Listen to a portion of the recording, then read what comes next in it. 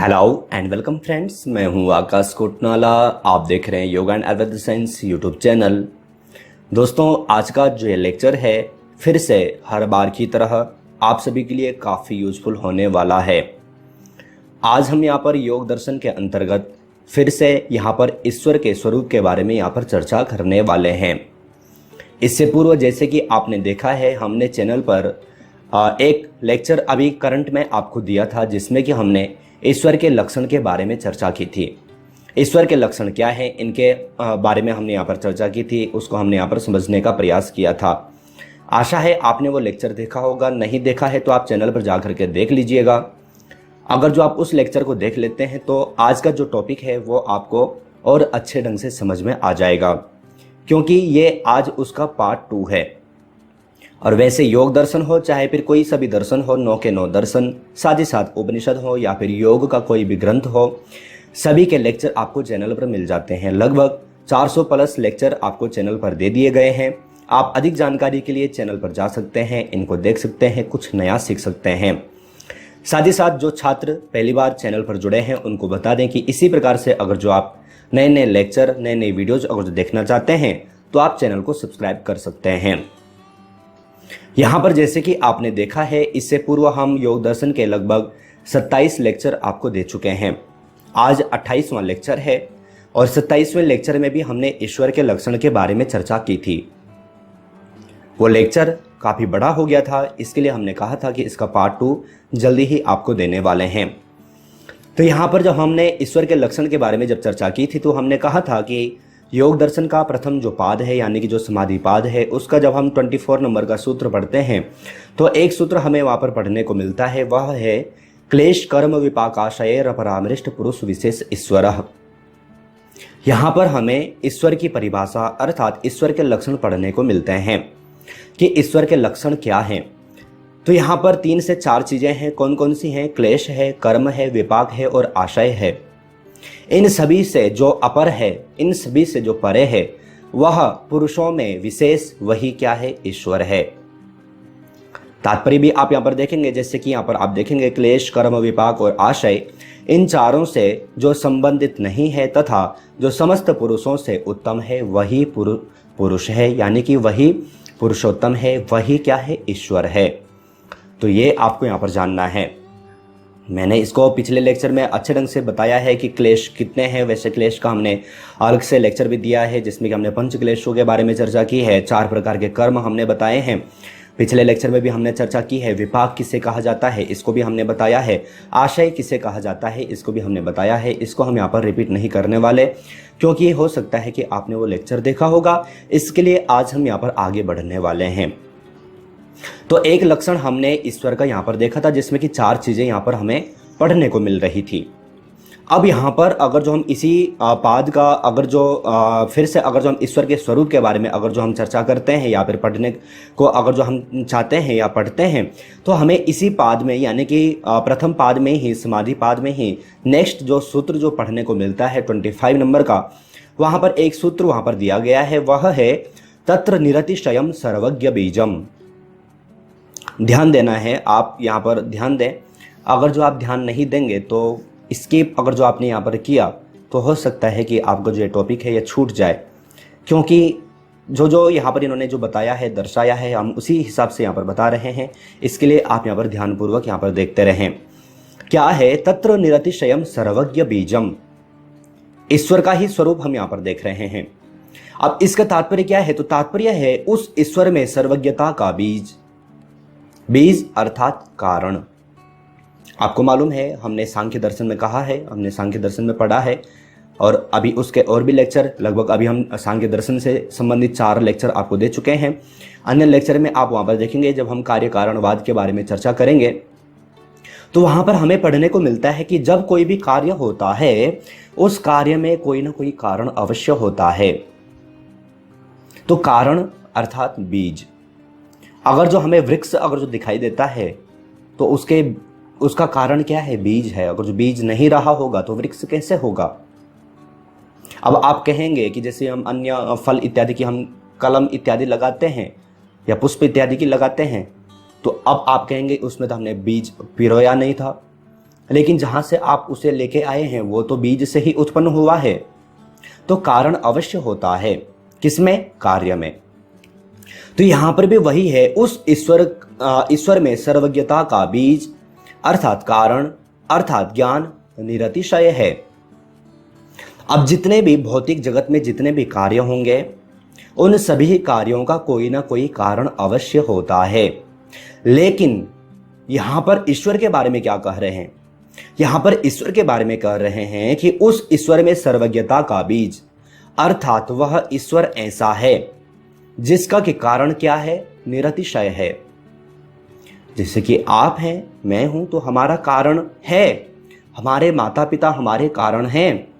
हमारे माता पिता के ही द्वारा हम उत्पन्न हुए हैं, हमारा कारण है। सभी का अगर जो हम मकान बनाते हैं, भवन बनाते हैं, तो उसमें भी बहुत सारे कारण होते हैं। ईंट है, पत्थर है, जो मजदूर ने जो उसमें जो काम किया है वो उसके साथ में सम्मिलित हैं, पानी है, सीमेंट है, सरिया है, कितनी सारी चीजें हैं। तो ये सब के सब कारण है। इन्हीं कारणों से मिलकर के कार्य की उत्पत्ति हुई है, अर्थात भवन की उत्पत्ति हुई है। तो देखते हैं कि भौतिक जगत में जितने भी कार्य होते हैं सबका कारण कोई ना कोई अवश्य होता है। तो यहां पर इन्होंने कहा है कि उस ईश्वर का जो बीज है अर्थात जो कारण है वह क्या है? निरतिशय है। तो आपको यहां पर इतना समझ में आ गया कि उसका कारण क्या है? निरतिशय है। अब हमारे सामने यहां पर एक प्रश्न यहां पर खड़ा हो रहा है कि निरतिशय क्या है? अब हमें यहाँ पर निरतिशय यहाँ पर जानना है। निरतिशय जान लेंगे तो हमारा जो पूरा जो यहाँ पर जो कहने का जो तात्पर्य है वो अच्छे ढंग से यहाँ पर हमें समझ में आ जाएगा। तो प्रथम आप इतना समझ में रखें कि उस ईश्वर का कारण, जैसे कि प्रत्येक कार्य का कारण होता है, तो उस ईश्वर का कारण क्या है? निरतिशय है। अब दो चीजें हमें पढ़ने को मिलती है योग दर्शन में, एक होता है सातिशय और एक होता है निरतिशय। कुछ लोग तो चैनल पर कमेंट भी करते हैं कि सर हमने योग दर्शन पढ़ा है, लेकिन सर जितना आप जो बताते हैं वो तो हमने कभी भी नहीं पढ़ा है। तो उसका एक ही कारण है कि आपने डीप नहीं पढ़ा है। अगर जो आपने कॉलेज में पढ़ाई भी की होगी, टीचर्स ने बताया भी होगा, तो हो सकता है कि उन्होंने डीप ना बताया हो, लेकिन योग दर्शन में बहुत कुछ है। इसीलिए तो आज हम यहाँ पर योग दर्शन का 28वां लेक्चर आपको दे पाए हैं। और आपने देखा है कि प्रत्येक लेक्चर लगभग 10 से 15, 15 से 20, 20 से 25 मिनट का है, लेकिन फिर भी हम इस ग्रंथ को कंप्लीट नहीं कर पाए हैं। फिर भी कुछ ना कुछ यहाँ पर अभी बाकी है। तो यहाँ पर इसीलिए आपको डीप पढ़ना, अगर जो आपको यूजीसी नेट या फिर एमए या फिर डिप्लोमा या फिर अगर जो आप अपने अंदर काबिलियत लाना चाहते हैं, तो आपको ये ग्रंथ पूर्ण रूप से पढ़ने होंगे, सही ढंग से पढ़ने होंगे। कल अगर जो आप टीचर अगर जो आप बनते हैं, तो आप बच्चों को समझाएंगे क्या? जब हमें खुद ही अगर जो आएगा नहीं, तो हम बच्चों को बताएंगे क्या, समझाएंगे क्या? कोई अगर जो आपको इस प्रकार से प्रश्न पूछ लेता है कि सातिशय क्या है, निरतिशय क्या है, हमने पढ़ा ही नहीं होगा तो हम कहाँ से जवाब देंगे? तो इसके लिए आपको यहाँ पर ध्यान देना है। और इसीलिए मैं बार बार कहता हूँ, कुछ लोगों को शायद यही लगे कि मैं बार बार आपको वही बात कहता हूँ, एक ही बात हर लेक्चर में कहता हूँ, कि पुरानी वीडियोस जरूर देखें। हमने प्रत्येक लेक्चर में आपको बहुत कुछ और नया नया सिखाने का प्रयास किया है। इसके लिए पुराने लेक्चर जरूर देखें। लगभग 400 लेक्चर आपको यहाँ पर चैनल पर मिल चुके हैं। तो यहाँ पर दो चीजें अब हमारे समक्ष यहाँ पर आ रही हैं। कौन कौन से? एक सातिशय और एक निरतिशय। अब सातिशय किसे कहते हैं? तो सातिशय का तात्पर्य होता है जिससे बढ़कर दूसरी वस्तु हो, जिससे बढ़कर दूसरी वस्तु हो। एग्जाम्पल, मैं हूं तो मुझसे बढ़कर के जो अन्य हों, या जैसे कि हमने एक एग्जाम्पल के लिए अगर जो हमने कहा कि ये भवन है जिसकी ऊंचाई 10 फीट है, लेकिन उसी के अलावा अगर जो हम दूसरे भवन की बात करते हैं, तो क्या वो जो हमने 10 फीट का जो भवन बताया, क्या वो निरतिशय है? नहीं है। क्यों नहीं है? क्योंकि 10 फीट के कई गुना ज्यादा भी हमें भवन देखने को मिलते हैं। तो इसलिए वह जो भवन है वह सातिशय नहीं हो सकता है। आप और मैं सातिशय नहीं हो सकते हैं, क्योंकि हम पूर्ण रूप से बड़े नहीं हैं। हो सकता है कि हम उम्र में बड़े हों, तो ऐसा भी नहीं है कि आपकी उम्र से ज़्यादा का कोई होना। हो सकता है कि आप लंबाई में बड़े हों, लेकिन ऐसा भी नहीं है कि आपकी उम्र से आपकी लंबाई से बड़ा कोई हो ना, या पर कभी हुआ ना हो, ऐसा तो नहीं है। तो इसलिए हम यहाँ पर सातिशय का तात्पर्य है कि जिससे बढ़कर दूसरी वस्तु हो। ध्यान देना है, जिससे बढ़कर दूसरी वस्तु हो, अर्थात मैं हूं तो मेरे से बढ़कर भी कई अन्य होंगे, आप हैं तो आपसे बढ़कर के भी अब कई सारे अन्य होंगे, कोई भी वस्तु है उससे बड़े बड़े होंगे ही, उससे बढ़कर होंगे ही।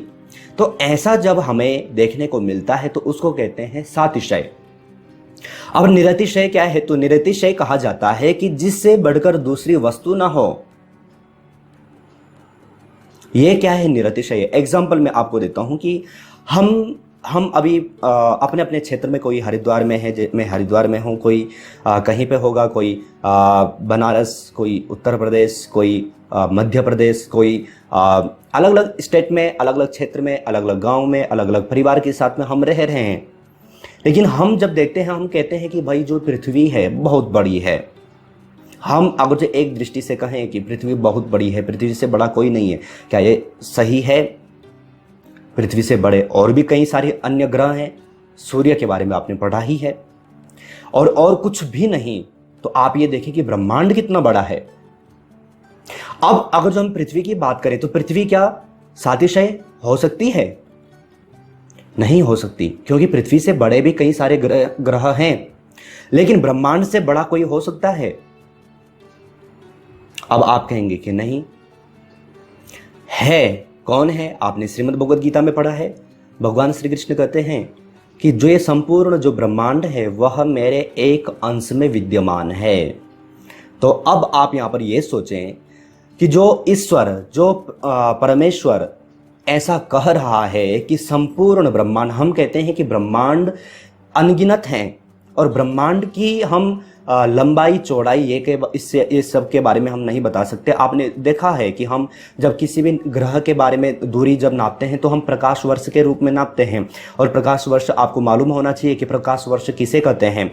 तो हम लंबाई चौड़ाई की तो बात ही रही दूर, हम ब्रह्मांड को तो नाप ही नहीं सकते। लेकिन श्रीमद् भगवद गीता में भगवान श्री कृष्ण कहते हैं कि जो संपूर्ण जो ब्रह्मांड है ये मेरे एक अंश में विद्यमान है। अब सोचें, जो ईश्वर ऐसा कह रहा है अब वो कितना विशाल होगा। तो इसीलिए वह जो ईश्वर है उसको क्या कहा है? निरतिशय कहा है। अर्थात उस ईश्वर से बड़ा कोई भी नहीं है, चाहे वो ज्ञान में हो, चाहे वो विज्ञान में हो, चाहे वो शरीर के रूप में हो, चाहे किसी भी रूप में हो।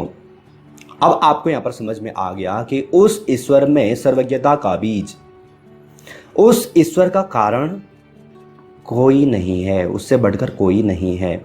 उसका कारण स्वयं ही है। ईश्वर स्वयं का कारण स्वयं है। ईश्वर का दूसरा कोई कारण नहीं है। ध्यान रखना, हम यहाँ पर प्रकृति और पुरुष के बारे में नहीं कह रहे हैं, हम ईश्वर के बारे में पढ़ रहे हैं। जब आपको ईश्वर के बारे में पढ़ने को मिले तो आपको ये सभी आपको ध्यान में होना चाहिए। और हो सके तो मैंने यहाँ पर जो आपको यहाँ पर समझाने का प्रयास किया है, आप ये सब याद रखें। तो जो ईश्वर है कैसा है? निरतिशय है। आशा है आप यहाँ पर इसको अच्छे ढंग से यहाँ पर समझ चुके होंगे। मैंने ग्रंथ के अनुसार और व्यवहारिक दृष्टि से दोनों के अनुसार मैंने आपको यहाँ पर समझाने का प्रयास किया है, जिससे कि आप इसको अच्छे ढंग से समझ पाएं। अब और भी यहाँ पर है जिसको भी हम यहाँ पर देख लेते हैं। एक यहाँ पर है, आगे यहाँ पर कहते हैं कि 1/26 में हमें पढ़ने को मिलता है कि पूर्वेशाम अपि गुरु काले नानम छेदात। सूत्र में फिर से रिपीट कर देता हूं, ध्यान दें। पूर्वेशाम अपि गुरु काले नानम छेदात। अर्थात तात्पर्य क्या है कि वह ईश्वर सबके पूर्वजों का भी गुरु है। अब देखें, आप और मैं हैं तो हमारा कोई ना कोई पूर्वज तो है ना। हमारे माता पिता, हमारे माता पिता की भी माता पिता, उनके भी माता पिता, उनकी भी माता पिता, उनकी भी माता पिता। एक सृष्टि की जो परंपरा है वह पूर्वजों से तो आई है। वो बात अलग है कि आज हम सब कुछ भूल चुके हैं, अपने आप को ही सब कुछ समझते हैं। हम यही समझते हैं कि हमारा तो कोई कारण है ही नहीं, हम ही सब कुछ हैं। और उसका परिणाम आज आप और मैं देख ही रहे हैं। इसका क्या परिणाम आया है? सब कोई यही समझता है कि मैं ही सब कुछ हूँ, हम ही सब कुछ हैं। उसका परिणाम आज हम भुगत भी रहे हैं और आसपास में देख भी रहे हैं कि क्या उसका परिणाम हमें देखने को मिल रहा है। तो कहीं ना कहीं ये हमारी गलती है, हमारी ये भूल है। हम वर्तमान में हम भले ये कहें कि हमारा पूर्वज नहीं है, हम अपने आप में हैं, लेकिन ऐसा यह सत्य नहीं है। लेकिन ये तो मैंने आप और अपनी बात कही। अब ईश्वर के बारे में जब हम पढ़ते हैं तो वह कहते हैं कि वह ईश्वर सबके पूर्वजों का भी गुरु है। हम सबके जितने भी जो पूर्वज हैं उनका भी जो गुरु है वह कौन है? ईश्वर है। अर्थात उस ईश्वर का कोई भी गुरु नहीं है। अब आप कहें कि यार ये मैं कैसी बात कर रहा हूं, राम के तो गुरु थे, कृष्ण के तो गुरु थे, लेकिन ध्यान रखना वो ईश्वर थे, लेकिन भगवान के रूप में उन्होंने अवतार ग्रहण किया था। और कभी टाइम मिलेगा तो ईश्वर क्या है, भगवान क्या है, ब्रह्म क्या है, देवता क्या है, देवी क्या है, मैं ये सब भी आपको चैनल पर बताऊंगा। लेकिन उसके लिए आपको चैनल पर जुड़ा रहना होगा। किसी एक लेक्चर में जब कभी ऐसा टाइम मिलेगा तो मैं ये लेक्चर भी आपको जरूर चैनल पर दे दूंगा। तो आपको यहाँ पर ध्यान देना है कि वह ईश्वर सबके पूर्वजों का भी गुरु है। अर्थात आप यहाँ पर समझ सकते हैं कि सभी के पूर्वजों का भी पूर्वज कौन है? सिर्फ वह ईश्वर है। आगे कहा गया है क्योंकि उसका काल से अवच्छेद नहीं है। क्योंकि आप और मैं ना एक काल के अंतर्गत आते हैं। आप देखो आपकी उम्र कितनी है, कोई कहेगा 25, कोई कहेगा 28, कोई कहेगा 27। और मैंने तो रिसर्च किया है चैनल पर, हमारे चैनल पर जितने भी जो व्यूवर्स हैं वो 22 से लेकर के और 35 के अंतर्गत वाले हैं। 22 से लेकर के 35 के अंतर्गत जितने भी जो युवा हैं वो सब के सब चैनल को देखते हैं। उसके पश्चात वृद्ध लोग हैं जो कि देखते हैं, और बच्चे तो कम ही देखते हैं, मैंने देखा है। और उसका भी एक कारण है क्योंकि इस चैनल पर आपको बाकी चीज़ें तो एंटरटेनमेंट तो देखने को मिलता नहीं है, तो कौन क्यों इस पर ज़्यादा ध्यान देगा? एक कारण ये भी है, ना ही हम यहाँ पर प्रैक्टिकल आपको देते हैं जिससे कि थोड़ा आपको इंटरेस्ट बना रहे। कुछ लोगों की इच्छा होती भी है, लेकिन मैं ये नहीं चाहता। मैं अभी सिर्फ ये चाहता हूँ कि जिस छात्र ने चैनल को जिस सोच के साथ में सब्सक्राइब किया है, जो छात्र चैनल पर जिसके लिए चैनल से जुड़ा है, उसको क्या करना है? अपना UGC नेट का एग्ज़ाम क्लियर करना है। PhD का जो कोई इंट्रेंस एग्ज़ाम है तो उसको क्लियर करना है। अपने आप को एक प्रोफेशनल तरीके से अपने खुद का निर्माण करना है। मेरा भी वही प्रयास है। जो मैंने आज तक सीखा है वो सब कुछ आपको वीडियोज़ के माध्यम से, लेक्चर के माध्यम से आपको देता रहूं।